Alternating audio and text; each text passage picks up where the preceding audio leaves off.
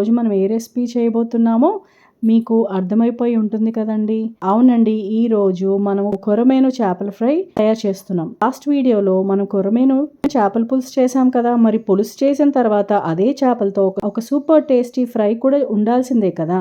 అందుకే ఈరోజు ఆ స్పెషల్ ఫ్రై రెసిపీని మీకు షేర్ చేస్తున్నాను. ఈ చేపల ఫ్రై చేస్తుంటేనే నోరు ఊరిపోతుందండి. ముఖ్యంగా సాంబార్, రసం లేదా వేడివేడి అన్నంతో తింటే ఆ రుచి మాటల్లో చెప్పలేం. మరి ఆ ఫ్రైకి నేను ఏ మసాలాలు వాడాను, ఏ మసాలాలు ఎంత వేయాలి, స్టెప్ బై స్టెప్ చాలా క్లియర్గా చూపిస్తాను. కాబట్టి వీడియోని ఎక్కడ కూడా స్కిప్ చేయకుండా చివరి వరకు చూడండి. మా ఛానల్ కొత్తగా చూసిన వాళ్ళందరికీ వెల్కమ్ అండి.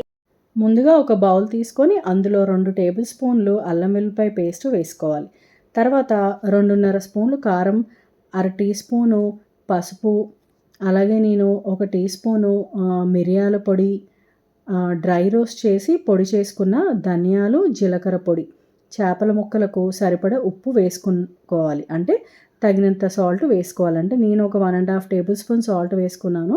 అలాగే తర్వాత సన్నగా తరిగిన కొత్తిమీర, కరివేపాకు, కొద్దిగా నూనె, ఒక పెద్ద నిమ్మకాయ రసం పిండుకొని ఇవన్నీ బాగా కలుపుకోవాలి. ఈ మసాలానే మన కొరమేను చేపల ఫ్రైకి అసలైన రుచి తీసుకొస్తుంది. మిరియాలు, ధనియాలు, జీలకర్రను ముందుగానే డ్రై రోస్ట్ చేసి పొడి చేసుకుంటే ఫ్రైకి మంచి ఫ్లేవర్ వస్తుంది. ఇప్పుడు మనం అన్ని మసాలాలు యాడ్ చేసుకున్నాం కదండి, నిమ్మరసం కూడా పిండేసాము. ఇప్పుడు ఈ మసాలాలన్నిటినీ బాగా కలిసేలా ఒకసారి బాగా మిక్స్ చేసుకోవాలి. ఉప్పు, కారం, అల్లం వెల్లుల్లిపాయ పేస్ట్, నిమ్మరసం, నూనె ఇవన్నీ ఒకదాంతో ఒకటి బాగా కలిసిపోవాలి. తర్వాత ఈ మసాలాలను చేప ముక్కలకు ఒక్కో ముక్కకి అన్ని వైపులా బాగా పట్టేలా అప్లై చేసుకోవాలి. మసాలా ప్రతి ముక్కకి సమానంగా పడితేనే ఫ్రై చాలా టేస్టీగా వస్తుంది. ఇలా మసాలా బాగా పట్టించిన తర్వాత 15 నుంచి 20 నిమిషాలు ఫ్రీజర్లో ఉంచితే మసాలా లోపల వరకు బాగా పడుతుంది. అప్పుడు ఫ్రై చేసినప్పుడు చేప ముక్కలు విరగకుండా బయట కరకరలాడుతూ లోపల మాత్రం చాలా జ్యూసీగా సూపర్ టేస్టీగా వస్తుంది. నేను అన్ని చేప ముక్కలకి మసాలా బాగా పట్టించాను కదండి. ఇప్పుడు ఈ ముక్కలన్నిటిని ఒక పెద్ద బౌల్లో వేసుకొని ప్రతి ముక్కకి మసాలా సమానంగా పట్టేలా ఇంకోసారి బాగా మిక్స్ చేసుకుంటున్నాను. ఇలా కలపడం వల్ల ప్రతి ముక్కకి మసాలా పర్ఫెక్ట్గా కోటింగ్ అవుతుంది. ఇప్పుడు ఈ ముక్కలన్నిటినీ తీసుకొని ఫ్రీజర్లో 15 నుంచి 20 నిమిషాలు పెట్టుకుందాం. ఎందుకంటే మసాలా బాగా లోపలికి పట్టడానికి ఈ టైం చాలా అవసరం అవుతుంది. ఇలా ఫ్రీజర్లో పెట్టి తీసిన చేప ముక్కలు విరగకుండా గట్టిగా ఉంటాయి. ఈ చిన్న టిప్ మాత్రం అస్సలు మిస్ అవ్వకండి. ఇప్పుడు ప్యాన్లో సరిపడ నూనె వేసుకొని ప్యాన్ అంతా కూడా నేను సమానంగా స్ప్రెడ్ అయ్యేలా తిప్పుకుంటున్నాను. నూనె బాగా వేడెక్కాక ఫ్రీజర్లో పెట్టిన చేప ముక్కలను ఒక్కొక్కటి జాగ్రత్తగా ప్యాన్ మీద అమర్చుకోవాలి. ఇప్పుడు మీడియం ఫ్లేమ్ మీద ఒకవైపు బంగారు రంగు వచ్చేంత వరకు వేయించాలి. ఆ తర్వాత నెమ్మదిగా మరోవైపు ఫ్లిప్ చేసి రెండో వైపు కూడా అలాగే గోల్డెన్ కలర్ వచ్చేంత వరకు ఫ్రై చేసుకోవాలి.